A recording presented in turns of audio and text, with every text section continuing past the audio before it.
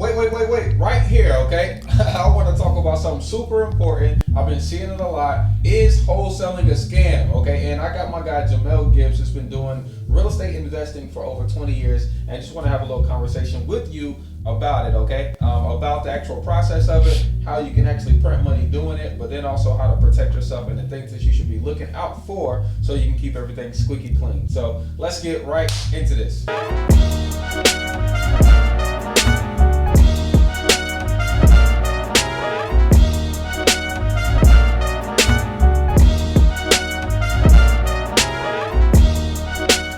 Yeah, so basically wholesaling is taking a contract and, well, taking a house, a discounted property, putting it on the contract, and then selling a contract for a profit. A lot of people think there's some type of scam going on when you assign contracts, right? And the reason for that is because you have realtors who don't understand how real estate investing and also real estate wholesaling actually works. Well, let's start right there, because most people, like from a traditional standpoint, that want to sell their house, they typically say, hey, let me go to the realtor. Okay. But from what I understand, realtors have real estate investors that buy from them. So can you break down to everyone, like, what's the difference between a real estate investor, okay, like yourself, and then a real estate agent? All right, so I can speak on this because I was a real estate broker at one point while I was an investor as well. Nice. Right, so as an agent, what you're doing is you're going to somebody. Let's say you have a house for sale, or you have a house that you want to sell. Yeah. As an agent, I'm going to you and I'm gonna represent myself or present myself as a real estate agent that can sell your house for you. Okay. So that's what agents do. They broker houses, right? And they try to find a buyer for that house and then get paid a commission to be able to do it. Okay, so you're representing yourself as an agent, and you're gonna help me sell my house. So I'm presenting myself as an agent to you as a seller, and then I'm gonna sell myself to have you allow me to sell your house for you. Perfect. That's probably the best way to say it. Perfect. And then as a real estate investor, how's it different? So as an investor, the difference is, and this is as a wholesaler, right? Because there's a lot of different facets in real estate. Amen.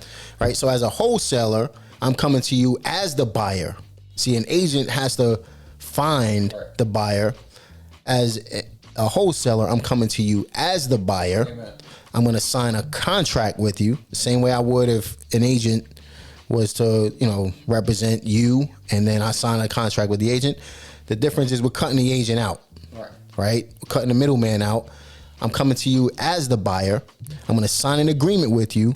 And once I sign the agreement, the law allows me to assign my rights in my agreement and my contract over to the next party for a profit. So that's called wholesaling. So you assign the contract. That's all you're doing. That's perfect. Now, I just want to bring up a couple examples of how people traditionally see wholesaling in the normal day-to-day, so people can just get like a granular kind of sense of what we mean by this, because that made clear sense. So Tanger Outlets doesn't sell Tanger Outlet clothes. They sell them wholesale. Right, they sell them wholesale. Yeah. Right. The mall doesn't have their own store. The mall just provides. Yeah, that's it. The space. That's it. Home Depot doesn't sell their own products. Think about it like this. On the store. So you used to sell cars back in the days, right? Car manufacturer, did they create their own product? So you got, what car dealership did you work for? I work for Honda. All right, so did Honda have a manufacturing place, or did they actually buy the inventory from somewhere? Yeah, so the dealership, we actually bought it from the manufacturer. And there you go. So the dealership would buy the cars first, and then the customers will buy the cars from the dealership. There you go. Right, that's wholesaling. That's wholesaling. It's really more so just business. That's just the way a business operates. A business buys low. A grocery store. Think about a grocery store. It's probably the best way to put it, right? So a grocery store, I might have the facility to be able to house a whole bunch of food, but I'm gonna go ahead. Walmart does it all the time, right? They'll have different manufacturers, right? Different businesses that will sell items to Walmart, or at least take it on consignment. Right, Walmart to take it on consignment.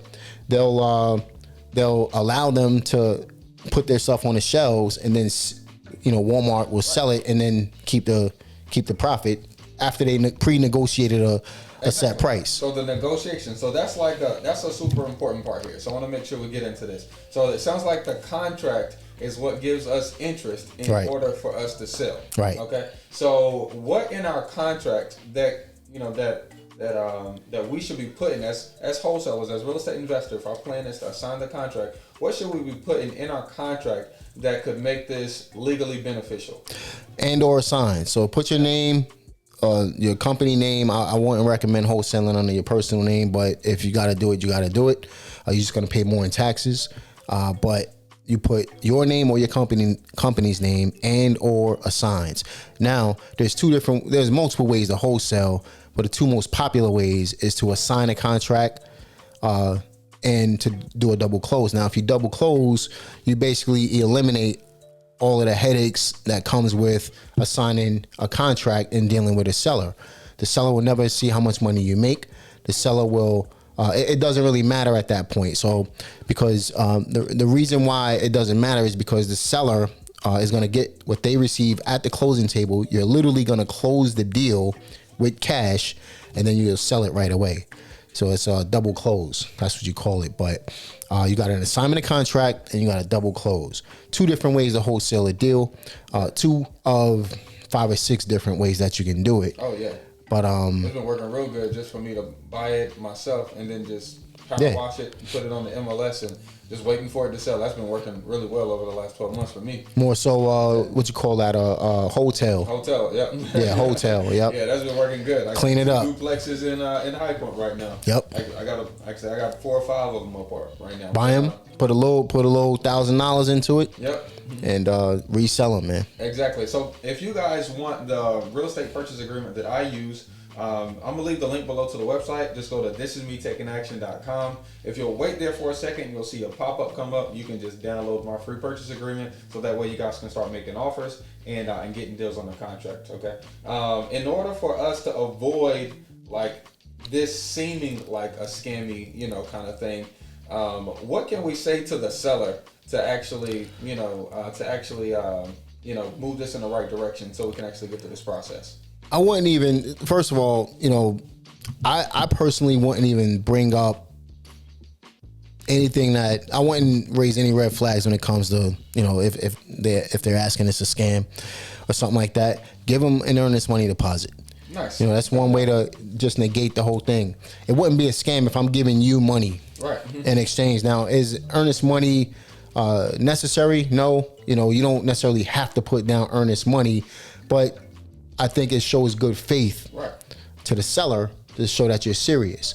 And when the seller doesn't have to go out searching for another buyer because they got this earnest money deposit, they build confidence in you. So you could do little things like that. You don't really have to say anything. You can just do little things. Actions speak louder than words. You're performing. That's going to allow you to build trust with the seller. Yeah, because I've seen that a bunch of, sellers don't really know the process because they don't sell houses or buy houses. Explain the process to them. Right. Let them know how it works. To them, and then let them know what's going to happen next. Right. So that way you're educating them, staying in control. Yep. But they know exactly what's going to happen because you told them and you actually perform. Think going back to the car dealership situation, right? So when you buy a car, so you got the car salesman sell you the car, then you go sit down with the financier, then you sit down with the next person, yada yada yada, right? But it's a step-by-step process. And they explain to you, the car salesman, and say, okay, I need you to sit down with this person. So you kind of know what's happening next. Exactly. Right? When you're buying a house from a seller, explain to them what's going to happen.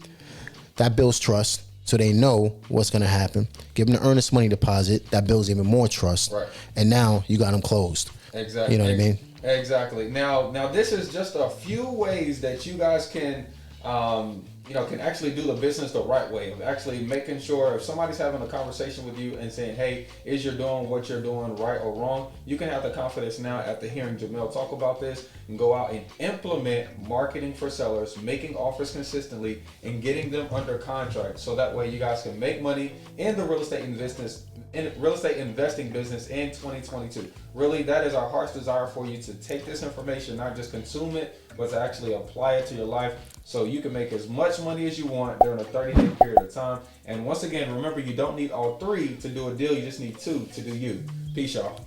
Peace.